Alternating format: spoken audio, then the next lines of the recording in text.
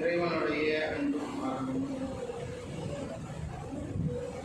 இந்த உலகத்திற்கு ஏகத்துவத்தை மக்களுக்கு மத்தியில் பிரச்சாரம் செய்வார்கள். இருளில் இருந்த மக்களை எல்லாம் பிடிச்சி திரும்பாக அழைக்கிறார்கள். மக்கள் எல்லாம் முரண்பட்டு வாழ்ந்து கொண்டிருந்த காலங்களில் உண்மை அடக்கிய வேதத்தை கொண்டு மக்களுக்கு மத்தியில் தீர்ப்பு வழங்குவார்கள். இன்னும் இந்த உலகத்திற்கே ஒரு அறுக்குறையாக வந்து அண்ணன் பெருமனார் அவர்களுடைய குடும்பத்தார்களும்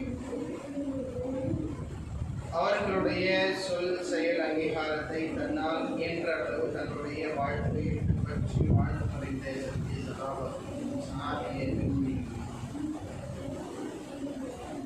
குறிப்பாக பல்வேறு விதமான எதிர்பார்ப்புகளோடு ஒவ்வொரு நாளும் எதிர்பார்ப்புகளை மாற்றியவர்களாக ஒவ்வொரு எதிர்பார்ப்புகளுக்குள்ளாக பல்வேறு விதமான குழப்பங்களுக்கு மத்தியில் வாழ்ந்து கொண்டிருக்கிறேன்.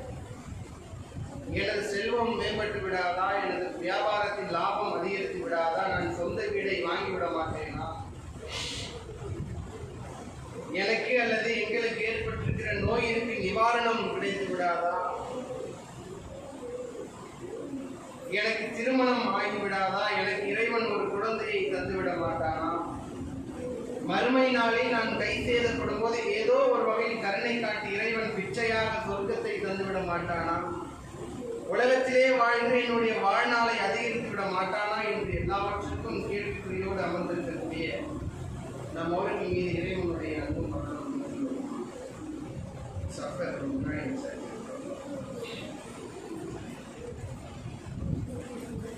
பிறகு மரியாதைக்குரிய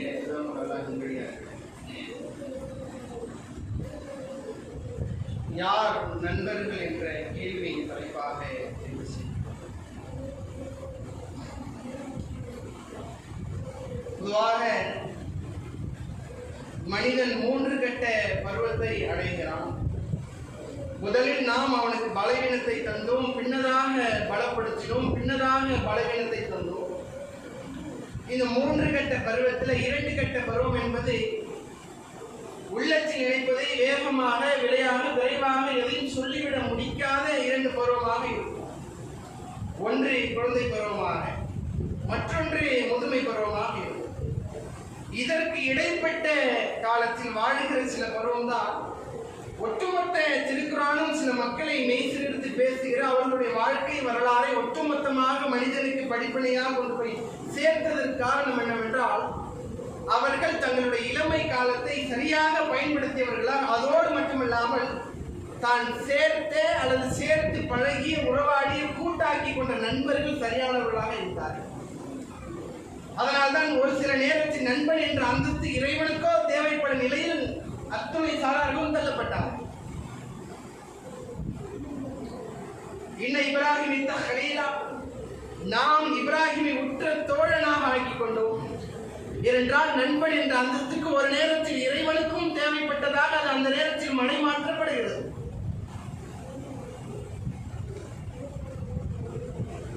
ஆனால் நாம் பழக்கத்தை எவ்வாறு மாற்றி அமைத்துக் கொண்டிருக்கிறோம் என்றால்,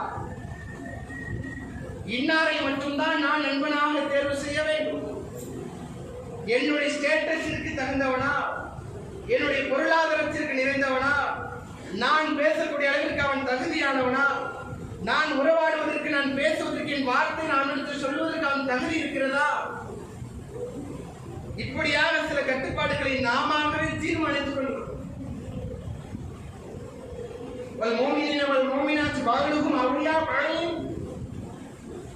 நம்பிக்கை கொண்ட ஆண்களும் நம்பிக்கை கொண்ட பெண்களும் ஒருவருக்கொருவர் உற்ற நண்பர்கள். எது தெரியுமா?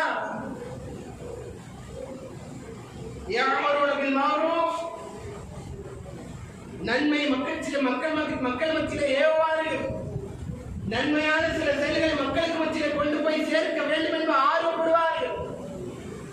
இளைஞர்களுடைய சமுதாயம் வழிகிட்டதாக மாறிவிடுகிறது. வாழ்க்கையெல்லாம் சரியான பாதை மக்கள் நகராமல் இருக்கிறது. அவர்கள் எப்படியாவது வழியிலிருந்து மாற்றி அமைக்க வேண்டுமே என்ற செய்தி மக்களுக்கு மத்தியிலே கொண்டு போய் சேர்க்க வேண்டும்.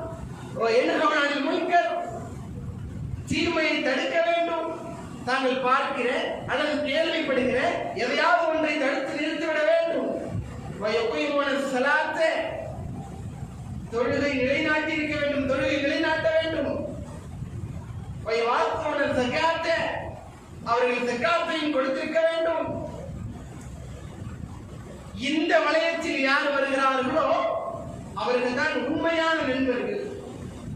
எதில் நண்பனாக மாற வேண்டும் என்றால், நன்மை ஏவுகிற ஒரு விஷயத்தில் நண்பனாக இருக்க வேண்டும், தீமையை தடுக்கிற ஒரு விஷயத்தில் நண்பனாக இருக்க வேண்டும். இந்த நண்பன் என்ற பருவம் தான் 60 தாண்டினாலும் நண்பனாக சில நபர்கள் இருப்பார்கள். 20 எடுத்து பார்த்தாலும் நண்பர்களாக சில இருப்பார்கள். 5 6 எடுத்தாலும், நீங்கள் எத்தனை வயது எடுத்தாலும் நண்பர் என்ற பருவம் எல்லா சாரர்களுக்கும் இருந்து கொண்டுதான் இருக்கும். நண்பன் இல்லாத ஒருவனை காட்ட முடியுமா? ஒருவன் நான் இதனால் வரையும் எனக்கு 20 30 ஆண்டு காலம் வாழ்ந்திருக்கிறேன், நான் நண்பன் என்று யாரையும் எனது வட்டாரத்தில் நான் சேர்த்து சொல்ல முடியுமா? ஏதோ ஒரு நேரத்தில், ஏதோ ஒரு வேளையில அவன் தேவைப்படுகிறான். அவனுடைய செயல்பாடுகள் உங்களுக்கு தேவையாக தேவை பக்கம் தள்ளப்படுகிறது.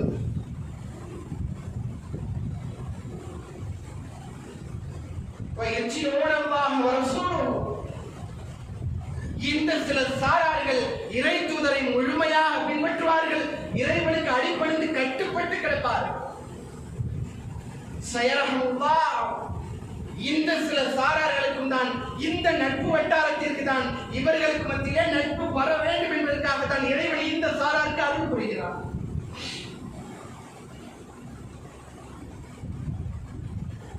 நான் எனக்கான நண்பனை தேர்வு செய்கிறேன் என்றால் அவன் எனக்காக சாதகமானவனாக இருக்க வேண்டும். நன்மையில் மட்டும்தான் சாதகமாக இருக்க வேண்டும். அவன் என் கொள்கைக்கு வெளிப்புறமா இருக்கிறானா, என்னை தொழ விடாமல் தடுக்கிறானா, எனது அமல்களை பறிக்க வேண்டும் என்று துடிக்கிறானா, அப்படிப்பட்ட நண்பன் எனக்கு தேவையில்லை. ஆனால் இன்று நாம் எப்படி தேர்வு செய்திருக்கிறோம் என்றால், சாதகத்திலும் நண்பனாக இருக்க வேண்டும், பாதகத்திலும் நண்பனாக இருக்க வேண்டும். என் ஃப்ரெண்டு தப்பு செஞ்சாந்தா அவன் பள்ளிக்கு வரமாட்டான்டா, திருக்குறான ஓத மாட்டான்டா, திருக்குறான புரட்ட மாட்டான், பள்ளிக்கு வரமாட்டான், மகரிப்பு நேரத்துல பைக்கை வச்சு சுத்துவான், எல்லா நேரத்திலும் தெருமுக்கள் அடிப்பான், அதனால விட்டு கொடுக்க முடியுமா? என்றால் எனது நண்பன் ஆயிற்று. எனது நண்பன் நண்பன் என்று யாரெல்லாம் துடிக்கிறார்களோ அத்துணை சாராரும் நாளைக்கு மறுமையிலே சந்திக்கும் என்று சொல்வார்களாம், யாவைலத்தா யாவை ஏழத்தனி, எனக்கு ஏற்பட்ட கை சேதமே,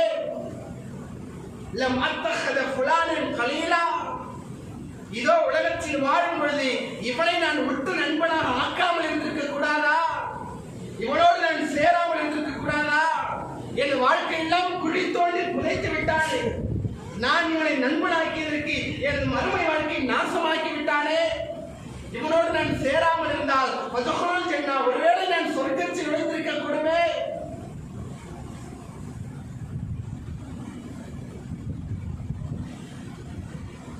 நண்பன் என்றால் யார் என்று தெரியாமல் தான் வாழ்ந்து கொள்கிறோம்.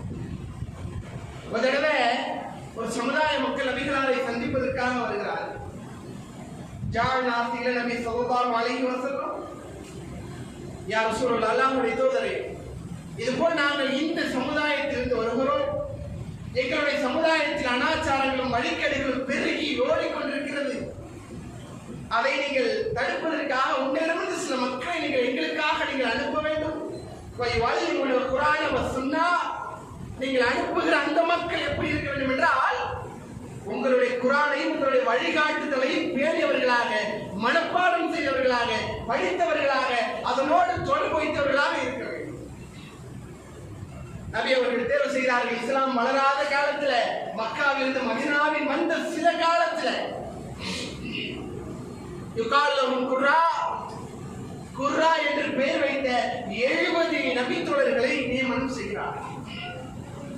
அவர்களுடைய வாழ்க்கையை மக்களுக்கு மத்தியிலே சொல்கிறார்கள். இந்த தாடி சொன்ன பிள்ளை இரவு நேரங்களில் திருக்குர்ஆனை மாறி மாறி மனனம் செய்வார்கள். ஒருவருக்கொருவராக ஒப்பிட்டுக் கொள்வார்கள். ஒருவருக்கொருவராக தவறை திருத்திக் கொள்வார்கள். பகல் நேரத்தில் தண்ணீர் சுமப்பார்கள், விறகு வைப்பார்கள். அதிலே வருகிற பொருளாதாரத்தை தான் கொஞ்சம் எடுத்துட்டு மற்றதை ஏழைக்காக தர்மம் செய்து கொள்வார்கள். இது ஒரு நாள் வாழ்க்கை.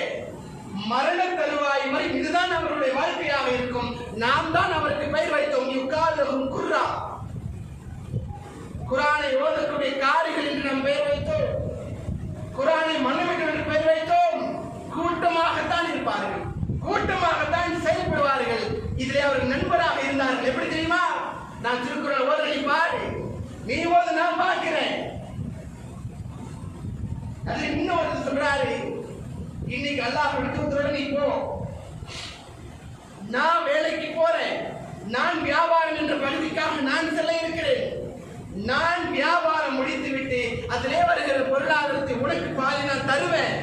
நீ அல்லாஹ்வுடன் இருந்த நாட்களில் எனக்கு அவரிடம் எதை கற்றுக்கொண்டாயோ அதை எனக்காக நீ சொல்லி தர வேண்டும்.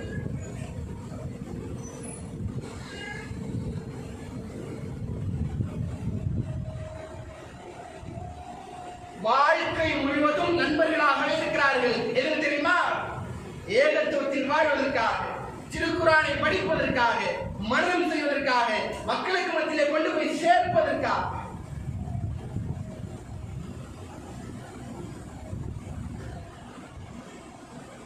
கூட்டமாகத்தான் இருந்தார்கள், நண்பர்களாகத்தான் சாகும் வரையும் செத்தார்கள்.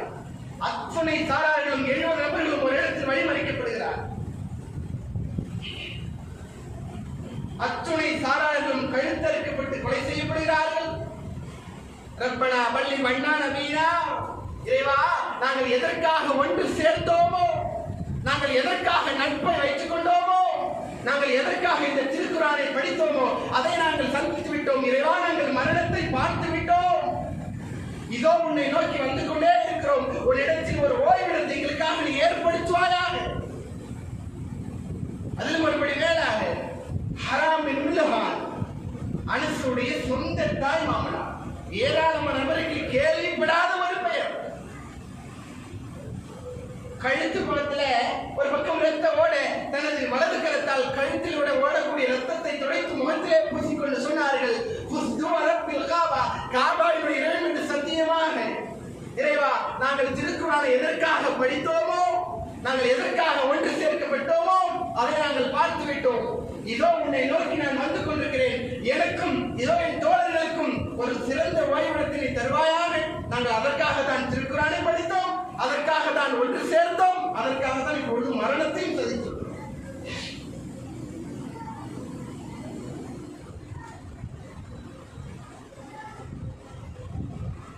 இங்கு ஒவ்வொன்றும் நாமவே தீர்மானம் செய்து விட்டோம். எங்கிட்ட இவ்வளவு ஆண்டு காலம் பழகிட்டானே, இப்ப தௌஹீத சொன்னா எனக்கு சண்டை வருமே, ஏற்றுக்க மாட்டானே, எப்படி என்னால சொல்ல முடியும்? அது சரியான எண்ணம் அல்ல. அவன் உன்னோடு மறுமையில் சொர்க்கம் போக வேண்டும் என்றால் நீ எதை உள்ளத்தில் நினைத்தாயோ அதை சொல்லியாக வேண்டும். அவன் எதிர்த்தாலும் சரி.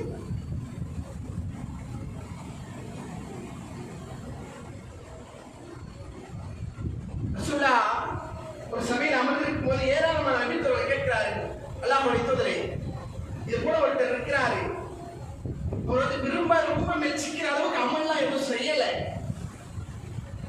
ரொம்ப நேரம் நின்று வணங்கல, அதிகப்படியான அமல்களை சேர்க்கல, அவருடைய மறுமை நிலை என்னவாக இருக்கும்?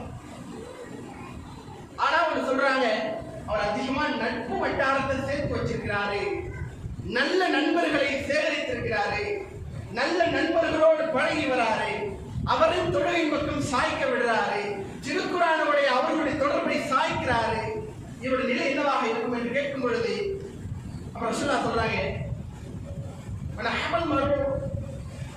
அவர் உலகத்தில் வாழும்போது யாரை நேசித்தாரோ அவரோடு தான் நாளை மறுமையில் இருப்பார். நான் நேசிக்கிற ஒருவன் அவன் சொர்க்கம் போக வேண்டும் என்றால் அவன் இஸ்லாத்தின் பக்கம் சாய்ந்தவனாக, இஸ்லாத்தினுடைய இறைவனுடைய தலைவணங்கியவனாக இருந்திருக்க வேண்டுமே. அல்லது நான் நேசித்தவன் சரியில்லை என்றால் நானும் அங்கு போய் கூட இருக்குமே. அவனுடைய வாழ்க்கை வழிகாட்டின் பக்கம் போகும் என்றால் நானும் அதன் பக்கம் சாய்ந்து விடக்கூடவே.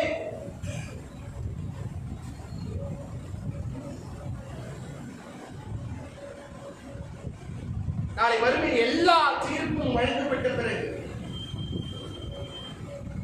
இறைவன் ஒரு அடியானுக்கு ஒரு வாய்ப்பை வழங்குவான்.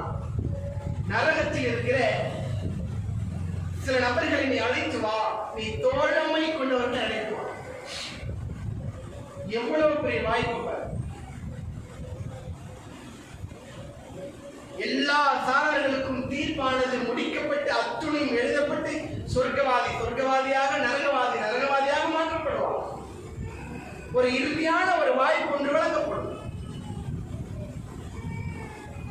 ஒருத்தர் போவார்,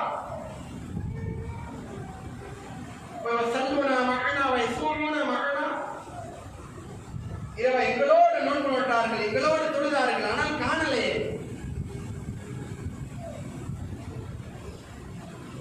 இவர் நரகத்தின் பக்கம் போவாராம். இவர் பழகிய உறவாடி நட்பு கொண்ட ஏராளமான நபர்கள் அதே கிடைப்பார்கள். இவர் போனவரே அங்க இருக்கிற ஏராளமான மக்கள் இழுத்துட்டு வருவார். இழுத்து வருவதற்கான ஒரே காரணம் நட்பு என்ற ஒரே ஒரு வழிபாடு.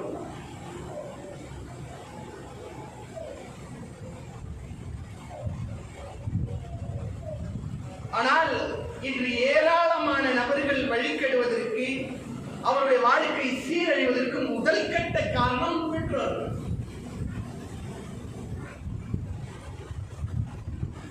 பாப்பா வெளிநாட்டில் இருக்கிறாரு, மகன் இங்க படிச்சுக்கிட்டு இருக்கா, உமா மட்டும் தான் இருக்கிறாங்க. எப்படியாவது அழுந்து அடம்பிடிச்சு 3 நாள் சாப்பிடாம 2 நாள் சாப்பிடாம இருந்து எப்படியாவது ஒரு பைக்கை வாங்கிடணும், ஒரு போனை வாங்கிடணும்.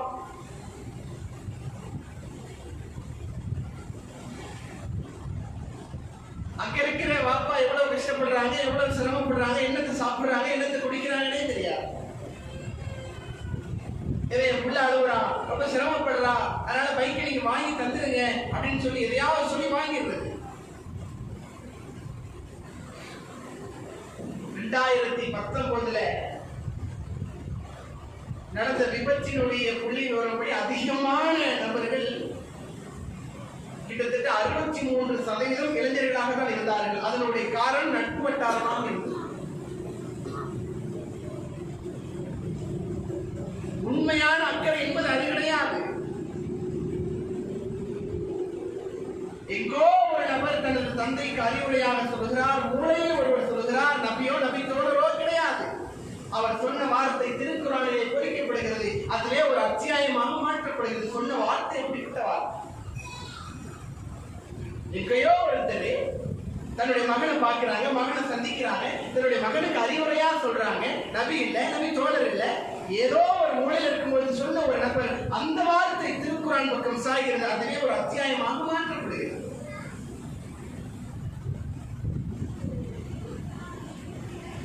ரொம்ப அதிகமான வார்த்தைலாம் சொல்லல. மறுமை தன்னுடைய மகன் மீது உண்மையான அக்கறையை கொண்டு அவர் நல்ல பருவத்தை அடைந்திருக்கும் பொழுது லுக்மான் தனது மகனை சந்திக்கிறார். கிட்டத்தட்ட ஒரு இளமை பருவத்தை அடைகிற பொழுது தனது மகனை சந்தித்து உண்மையான அறிவுரை சொல்கிறார். உலகத்தின் பக்கம் சாய வேண்டாம், யா புனை, எனது அருமை மகனே, லா துஷ்ரிக் பில்லாஹ், நீங்கள் இறைவனுக்கு ஒருபொழுதும் இணை கற்பித்து விடாதீர்கள். என்ன ஷிர்க புதுமன் அதையும், இது மகத்தான அநியாயம். இறைவன் உங்களை படைத்திருக்கிற எல்லாவற்றையும் உங்களுக்கு தந்திருக்கிற, பார்க்க வைத்த, பேச வைத்த, பழகிய, உறவாடிய, எல்லாவற்றையும் கேட்க வைத்த அவனுக்கு நீங்கள் அநியாயம் செய்து விடாதீர்கள். வானத்திலோ பூமியிலோ அல்லது பாறையுடைய இடுக்கு பகுதியிலோ கடுகை விட பாதி அளவு ஏதேனும் ஒரு பொருள் மறைந்து கிடைக்கும் என்றால் நிகழ்ச்சி எல்லாம் அதை இறைவன் நாளை வரவில் கொண்டு நிறுத்துவான். நீங்கள் தவறு செய்வதற்கு முன்னதாக இதை யோசித்து பாருங்கள். இன்று எத்தனை பெற்றோர்கள் தங்களுடைய மகன்களையோ மகன்களையோ பார்த்து சொல்லி இருப்போம். வெளியில் இருக்கிற ஊரில் இருக்கிற எல்லாரையும் பார்த்து விசாரிப்போம். நல்லா இருக்கீங்களா, சாப்பிட்டீங்களா, இடம் நல்லா இருக்கா, தண்ணி நல்லா இருக்கா, இதை கேட்கிற நாம கால பஜ்ர் தொழுதியா, லுஹர தொழுதியா, கரெக்டா தொழுதுட்டு வரியா, கரெக்டா அமலை செஞ்சுக்கிட்டு இருக்கியா, குரான் எடுத்து உதறியா, எது தேவையோ அதை கேட்கிறதே இல்லை, எது தேவையில்லையோ அதைத்தான் மணிக்கணக்காக பேசிக் கொள்வோம். ஒருவேளை நான் நாளை மறுமையில் கை சேதப்படும் பொழுது எனக்கான நண்பன் என்னை நாளை மறுமையில் இருந்து நான் கை சேதப்பட்டிருக்க நிலையில் என்னை காப்பாற்றுவானா என்பது கேள்வி. நான் ஒருவனை நண்பனாக தேர்வு செய்திருக்கிறேன், நான் தேர்வு செய்த அந்த நண்பன் நாளை மறுமையில் என்னை காப்பாற்றுவானா? எனது நட்பு வட்டாரம் அத்துணையும் நான் அல்லாஹ்விற்காக தான் வைத்திருக்கிறேனா?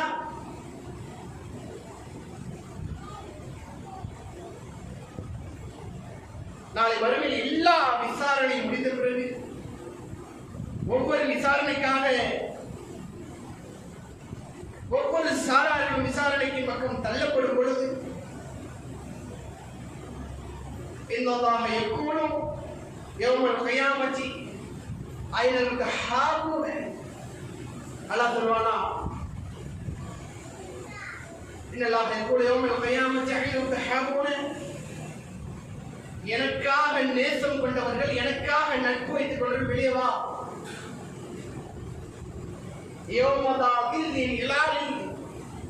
எந்த நிழலும் இல்லாத ஒரு நாளில் நிழலுக்காக மனிதன் ஏங்குகிற தருவாய், நான் இந்த வெயில் இவ்வளவு சிரமப்பட்டுக் கொண்டிருக்கிறேனே, சூரியனின் தலைக்கு அருகாமல் சுட்டரித்துக் கொண்டிருக்கிறதே, வேர்வையில் தத்தளித்துக் கொண்டிருக்கிறேனே, இந்த நேரத்தில் எனக்கு நிழல் கிடைத்து விடாதா, ஏதேனும் ஒரு நேரம் நான் ஒதுங்கிவிட மாட்டேனா என்று எல்லா சாரர்களும் ஏங்கி தவிக்கிற பொழுது இறைவன் அப்பொழுதுதான் சொல்லுகிறான், இன்னல்லாஹ யௌமல் கியாமத்தி ஐனல் முத்தஹாபூன, எனக்காக நேசம் கொண்ட, எனக்காக நட்பு வட்டாரத்தை உருவாக்கிய, எனது கொள்கைக்காக கொண்டு வந்த அத்துணை சாரர்களும் விளைவாங்க. எந்த நிழலும் இல்லாத அந்த நாளில் நான் அவர்களுக்கு நேர் தருவேன் தெரியுமா? எனக்காக நேசித்த, எனக்காக வெறுத்த, எனக்காக கொடுத்த, எனக்காக கொடுக்காமல் இருந்த கொள்கைக்காக அவர்கள் யார் நட்பு வட்டாரத்தை ஏற்படுத்தினார்களோ அவர்கள் மட்டும்தான் அந்த நிலையில் வருவார்கள். எந்த அட்ஜஸ்ட்மெண்ட் இருக்கக்கூடாது, எந்த அட்ஜஸ்ட்மெண்ட் நீ செஞ்சிருக்க கூடாது. நட்பு என்றால் உனது தூய்மையான நட்பு எப்படி இருக்க வேண்டும் என்றால், எனக்காக நீ நேசித்திருக்க வேண்டும், எனக்காக நீ அவரை வெறுத்திருக்க வேண்டும், எனக்காக சண்டையிட்டிருக்க வேண்டும், எனது தூதருடைய வழிகாட்டலுக்காக நீ சண்டையிட்டிருக்க வேண்டும், எனக்காக நீ கொடுக்க வேண்டும், என்னுடைய தூதருக்காகவும் எனக்காக நீ கொடுக்காமல் இருந்திருக்க வேண்டும்.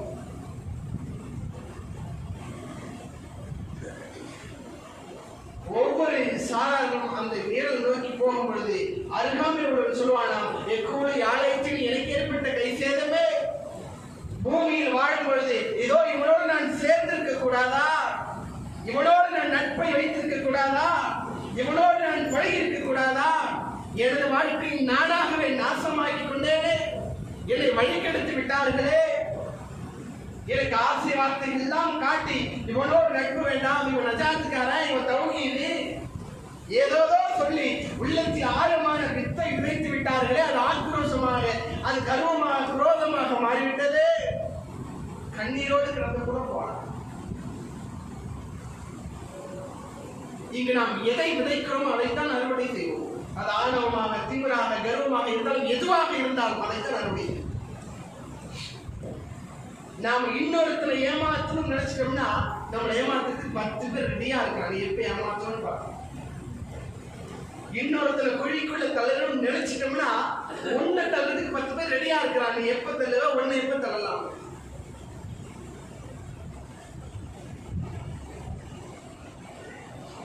உமர் ரசூலுல்லாஹ் கடுமையான நேசத்துக்குரிய தோழர்களாக இருக்கிறார். ஏராளமான ஹதீஸ்கள் வர்ணிக்கின்ற அவர்களுடைய நட்பை பற்றி.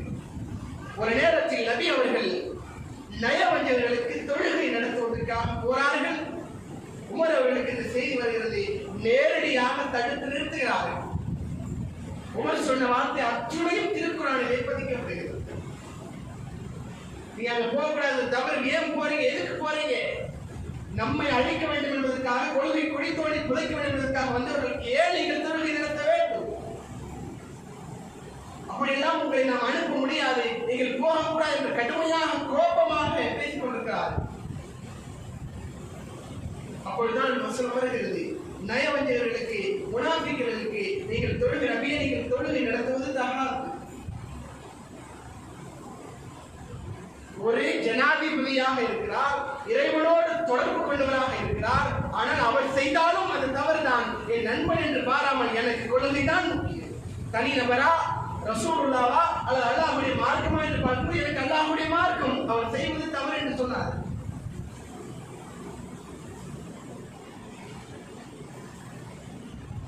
இங்கு நாம் யாரை நேசிக்கிறோம் அங்குதான் நாளை வறுமையில் இருக்கும், அவரோடு தான் இருக்கும். நாம் யாரை வழங்குகிறோமோ, யாரை நண்பனாக தேர்வு செய்கிறோமோ, தேர்வு செய்திருக்கிறோமோ, அவருடைய செயல்பாடுகள் நம்மிடம் இருக்காதா? ஒரே ஒரு வாய்ப்பு தான், வாழ்ந்து விட்டோம், வாழ்க்கை தொடருமா தொடராதா என்பது கேள்விக்குறி. வரக்கூடிய காலங்களை சரியாக பயன்படுத்திக் கொள்ளுங்கள். வாழ்த்து சிம்மியா அனைவரும் சேர்ந்து இறைவனுடைய கயிற்றை பற்றி பிடித்துக் கொள்ளுங்கள் என்று கூறியவனாக சென்று கொள்கிறேன்.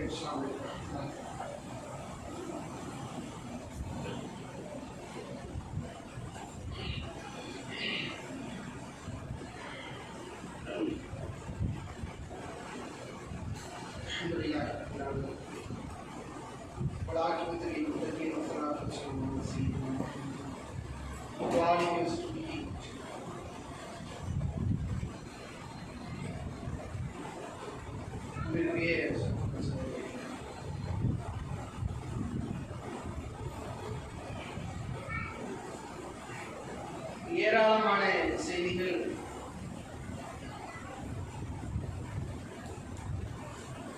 மனிதன் போதும் என்று சொல்லக்கூடிய அளவில் இறைவன் இறைவன் வழியாக ஏராளமான செய்திகளை ஒரு மனிதனுக்கு எது தேவையோ அதை ஆழமாக எந்த பிரச்சனையிலும் தலையிட்டு திருக்குறான் பேசவில்லை என்று யாராலும் சொல்ல முடியாது. இந்த சிரமத்தில் எனக்கு எந்த ஒரு தீர்வும் இல்லையே என்று சொல்ல முடியாது.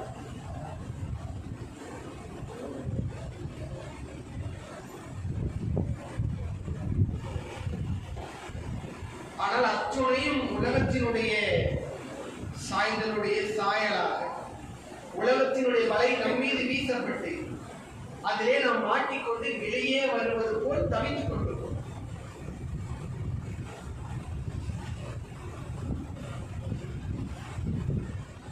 ஒரு தடவை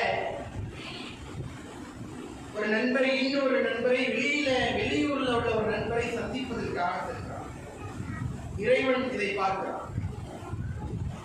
ஒரு வானவரை அனுப்பி, முழுமையான மனிதனுடைய தோற்றத்தில் அனுப்பி, அருமை தோழரே, நீங்கள் எதற்காக இவ்வளவு தூரம் பிரயாணம் செஞ்சு போறீங்களே, என்ன காரணத்துக்காக நீங்க போறீங்க அப்படின்னு சொல்லிக்கிறாங்க. அப்ப அந்த மனிதர் சொல்றாரு, இதோ இந்த பங்கிலே எனது நண்பர் இருக்கிறார், நான் அவரை சந்திக்க இருக்கிறேன், பார்த்து ரொம்ப நாள் ஆயிடுச்சு, நான் பார்க்கறதுக்காக இருக்கிறேன் அப்படின்னு சொல்றாரு. இப்போ மாணவர் கேட்கிறாங்க, அப்படியா, அவருக்கு நீங்கள் ஏதாவது கொடுக்க இருக்குதா, நீங்கள் ஏதாவது கொடுக்க வேண்டுமா, அல்லது அவர் உங்களுக்கு ஏதாவது கொடுக்க வேண்டுமா, கடன் ஏதாவது கொடுத்திருக்கிறீர்களா, அல்லது கடனை வாங்க போறீங்களா, அல்லது கடனை கொடுக்க போறீங்களா, ஏதாவது பொருளை நீங்கள் வைத்துக் கொண்டிருக்கிறீர்கள், அல்லது அவர் வைத்திருக்கிறாரா என்று ஏராளமான கேள்விகளை கேட்கிறார். எல்லா கேள்விகளுக்கும் அவர் பதில் சொல்கிறார், நான் எந்த ஒன்றும் கொடுக்கல, என்னோடு பழகிய ஒரே ஒரு காரணத்துக்காக நான் இவ்வளவு தூரம் சென்று அவரை நான் பார்க்க இருக்கிறேன் சொல்றார். வானவரிடத்தில் சொல்லப்படுது, அடுத்து நீங்கள் சொல்லுங்கள், நான் மனிதன் இல்லை, நான் ஒரு வானவர், இறைவனால் உங்களை சோதிப்பதற்காக, நீங்கள் எதற்காக போகிறீர்கள் என்பதை சோதிப்பதற்காக அனுப்பப்பட்ட ஒரு வானவர். இறைவன் சொல்கிறான், அப்ப சொல்வது என்ன, உங்களுக்கு இறைவன் அருள் செய்வதாக, பின்னதாக உங்களை சொர்க்கத்தில் நுழைப்பதாக சொல்லுவார். ஏனென்றால் எங்களுடைய நட்பு வட்டாரம் என்பது தூய்மையானதாக இருந்தது, அது இஸ்லாத்தினுடைய பக்கம் சாய்ந்ததாக இருந்தது. இறைவனுடைய கொள்கையும் இறை தூதருடைய வழிகாட்டுதலும் பேணியதாக இருந்தது. நாங்கள் அப்படித்தான் வளர்ந்தோம், அப்படித்தான் வார்த்தெடுக்கப்பட்டோம்.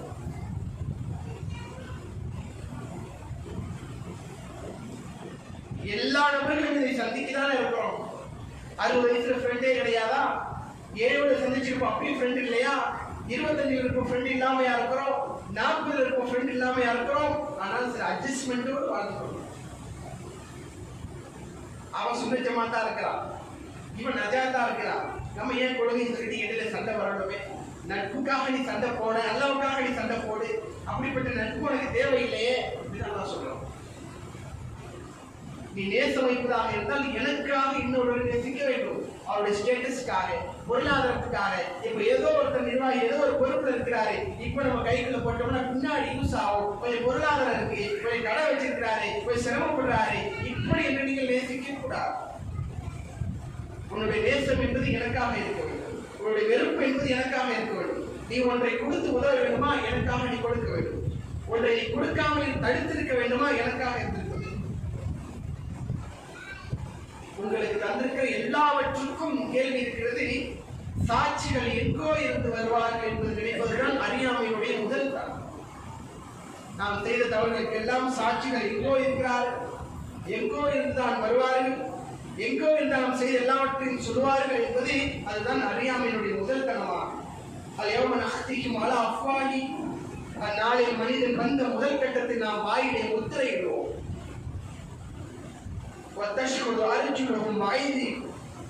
அவருடைய கால்களும் கைகள் நம்மிடத்திலே சாட்சி சொல்லும். உடலையே போரத்திருக்கிற தோல் முதல் கொண்டு சாட்சி சொல்லும். அவருடைய கண்களும் கால்களும் அவருடைய நாவலும் இடத்திலே சாட்சி சொல்லும். என்றால் அவர் எதை செய்தார், எதை செய்ய மறுத்தார், இதை செஞ்சாரு, இதை செய்யாம இருந்தாரு, எல்லாவற்றையும் ஒப்பித்து விடும். அப்பொழுது வாய் பேசும். அப்படி கூட அழைக்கல் எனக்கு ஏற்பட்ட கை செய்தவை ஏன்பா, ஏன் கூட தானே இருந்தீங்க, ஏன் கண்ணு, ஏன் வாய், ஏன் கை, ஏன் கால் என்று எவ்வளவு பத்திரமா பாதுகாக்க வச்சிருந்தேன். ஒரு சின்ன அடிப்பட்ட உங்களை ஆத்திரத்துக்கு எவ்வளவு சிரமப்பட்டேன், இன்னும் எனக்கு தான் திருப்பிட்டீங்களேன் என்று வாய் பேசும் பொழுது அத்தனை உறுப்புகளும் சொல்லுமா. இறைவனைகளை படைத்திருக்கூடிய முதல் காரணமே அதுதான். நாங்கள் அதைத்தான் செய்தோம். நான் இப்ப இளமையில இருக்கிறேன், ரத்தம் ரொம்ப வேகமா ஓடுது, நான் ரொம்ப திமிரா இருக்கிறேன், பள்ளிக்கு போற வயசு எனக்கு கிடையாது, 30, 40, 45க்கு மேலதான் பள்ளிக்கு போகணும் அப்படின்னு நான் நினைச்சுக்கிட்டு இருக்கேன்னா, எனக்கு முன்னாடி எனக்கு பின்னாடி ஒருத்தர் சுத்திக்கிட்டே இருக்கிறான். சரி, பள்ளிக்கு போகிறதுக்கு வயசு 40, மரணத்துக்கு தெரியுமா நான் 40 வயசுக்கு பிறகு பள்ளிக்கு போவேன்னு? மரணத்துக்கு சொல்ல முடியுமா? என்னுடைய ஆணவம், குரோதம், திமிரு, பெருமை எல்லாவற்றும் சேர்ந்து இந்த 40 வயசும் சேர்ந்து அதோ அந்த மரணத்தை தடுத்து நிறுத்த முடியுமா? நான் நல்லா தான் இருக்கிறேன், நல்லா பைக்ல வேகமா போறேன், நல்லா தான் வாழ்கிறேன், நல்லா சாப்பிட்டு நல்லா உடலோடு இருக்கிறேன், நான் மரணத்தை சந்திக்க முடியும்னு சொல்ல முடியுமா? அடுத்த செகண்ட்ல மரணம் வருமே.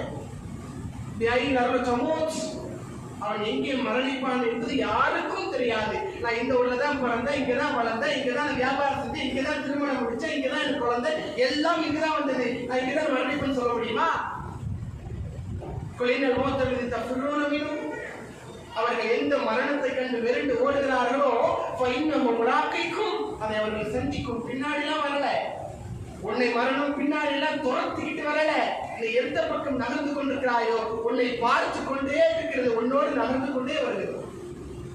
பூமியில் இருந்து ஒவ்வொரு சாரர்களாக மரணத்தை சந்திக்கிறார்கள், பெரும் வரிசையாக நின்று கொண்டிருக்கிறார்கள். நாமும் அந்த வரிசை நின்று கொண்டுதான் இருக்கிறோம். ஆனால் எந்த இடத்தில் இருக்கிறோம் என்பதுதான் கேள்வி. இறைவன் என்னை படைத்திருக்கிறான், இளமை காலத்தை வரை அருளாக தந்திருக்கிறான். நான் கேட்டதெல்லாம் இறைவன் தந்திருக்கிறான். எனக்கு பிச்சையாக தந்து அவனுக்கு நான் எண்ணத்தை செய்திருக்கிறேன். இளமையில் திமிரோடு தெரிந்தது, ஆணவத்தோடு பேசியது, மக்களை சரியாக மதிக்காதது, பெரியவர் சிறியவர் என்று தாழ்ந்தவராக பேசியது பார்த்தது, காதுகளால் கேட்க முடியாத வார்த்தைகளை சர்வ சாதாரணமாக பேசுவது,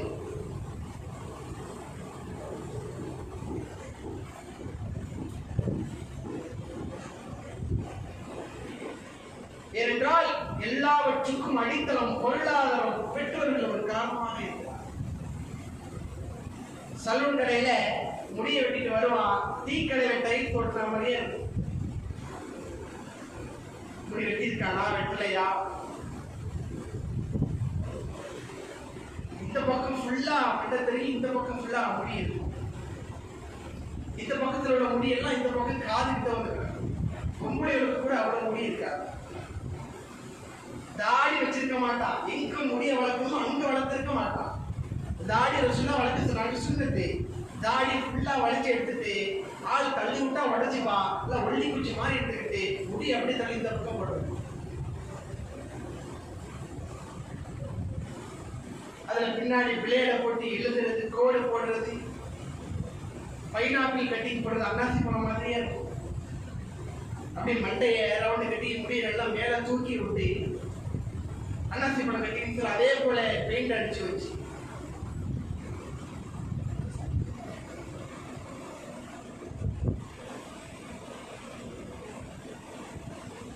நீங்க அன்னாசி பழத்தை போடுங்க. இல்லைன்னா பரங்கிக்காய் கூட வரீங்க, 100 ரூபாய் இடத்துல நான் 200 ரூபாய் கூட தரேன். அதோட பெரிய பழம் பலாப்பழம் கட்டி கூட நீங்க போடுங்க. எவ்வளவு காசு செலவு செய்யணும். ஃபுல்லா விளையாட்டு கேம்ல தான் முடிக்கிறேன். 24 மணி நேரத்துல சலூனுக்கு போனா நம்மளாம் போனோம்னா 1/2 மணி நேரம் போய் விடுறதுக்கான நேரம் மட்டும்தான். அவன் சலூன்காரனை போட்டு பாடாப்படுத்தி இனிமே கடைக்கே வந்துடாதப்பா என்று அவங்கிட்ட வாசாக்க வாங்கிட்டு அதுக்கப்புறம் தான் முடிய வெட்டிட்டே வருவோம். முடிய வெட்டிட்டு குளிச்சுட்டு பாப்பா முடி பாட்டு நட்டுக்கிட்டே இது என்னைக்கு சாயத்து, என்னைக்கு படுக்கிறது, எப்போ படுக்க வைக்கிறது. இதற்கும் அடித்தளம் பெற்றோர்கள். அதைத்தான் நல்லா சொன்னார்கள், ஒவ்வொருக்கும் ஒரு ஆய்க்கும் ஒவ்வொருக்கும் ஸ்கூல். உங்களில் ஒவ்வொருவரும் பொறுப்பாளி. நாளை அந்த பொறுப்பை குறித்து நீங்கள் விசாரிக்கப்படுகிறது.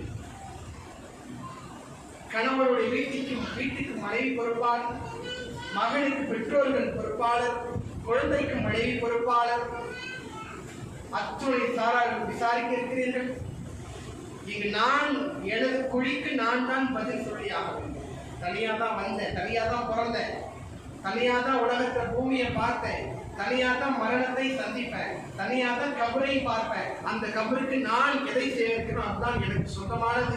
உடுத்திய உடையை தவிர, எடுத்துக்கொண்ட உணவை தவிர நான் எந்த ஒன்று பூமியில் சேகரித்ததாக எனக்கு சொந்தமாக இருக்கிறார்.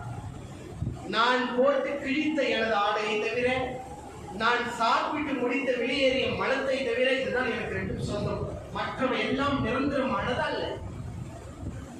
ஒரே ஒரு வாய்ப்பு தான், ஒரு வழிபாதையாகத்தான் நடந்து கொண்டிருக்கிறோம். பின்னால் திருப்பி எல்லாம் வாழ்க்கையின் பக்கம் செல்ல முடியாது. வரக்கூடிய காலங்களை சரியாக பயன்படுத்திக் கொள்ளுங்கள். திருக்குறானோடு தொடர்பு வைக்கக்கூடிய நண்பர்களை உருவாக்கி கொண்டு கூறியோடு